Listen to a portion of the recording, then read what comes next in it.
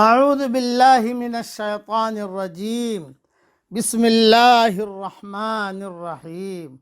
سورہ حشر کی آخری آیتیں پڑھ رہا ہوں۔ هو اللہ الذی لا الہ الا ہو، وہی اللہ ہے جس کے سوا کوئی معبود نہیں۔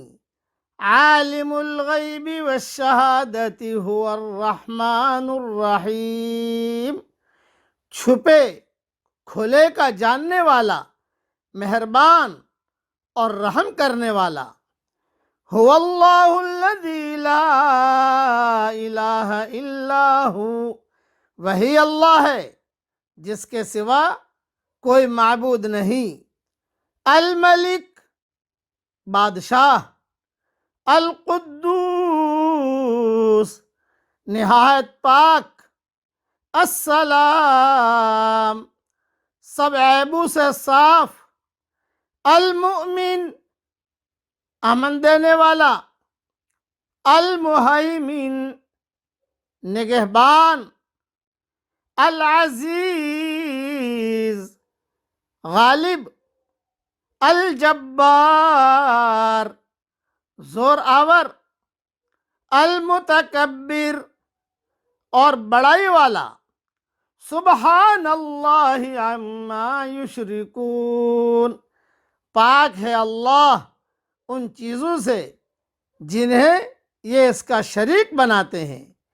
هو اللہ الخالق البارئ المصور له الاسماء الحسنى، وہی اللہ ہے پیدا کرنے والا، وجود بخشنے والا، صورت بنانے والا، اسی کے لیے نہایت اچھے نام ہیں۔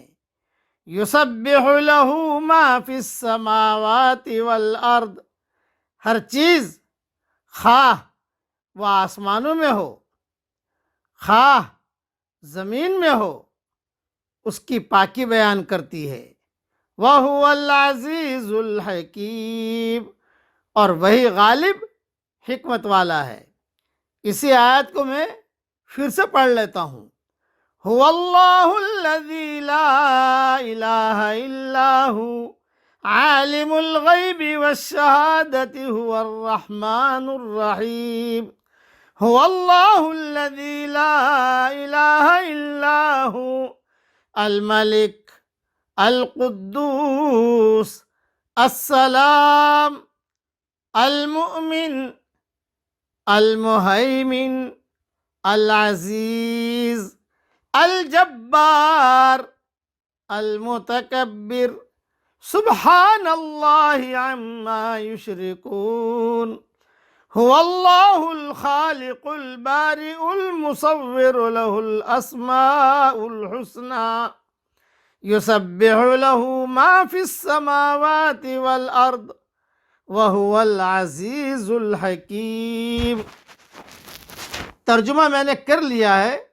اس کی لمبی چوڑی تشریح اور تفسیر میں نے میری کتاب بکھرے موتی میں غالباً جلد 3 یا جلد 4، اس میں سارے اسماء حسنہ، اس کے خواص، اس کے معنی، اس کے تجربات، صالحین کے تجربات، یہ سارا کا سارا میں نے اس میں لکھ دیا ہے، وہاں دیکھ لیا جائے۔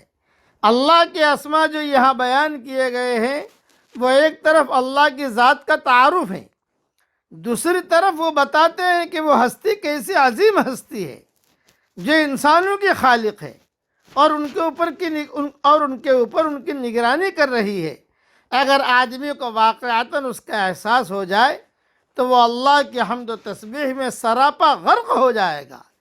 کائنات اپنی تخلیقی معنویت کی صورت میں خدا کی صفات کا آئینہ ہے، وہ خود حمد و تسبیح میں مصروف ہو کر انسان کو بھی حمد و تسبیح کا سبق دیتی ہے۔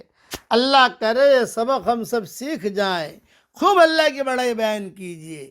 اللہ تعالی ہم سب کو عمل کرنے کے توفیق عطا فرمائے، آمین۔ وآخر دعوانا ان الحمد للہ رب العالمین۔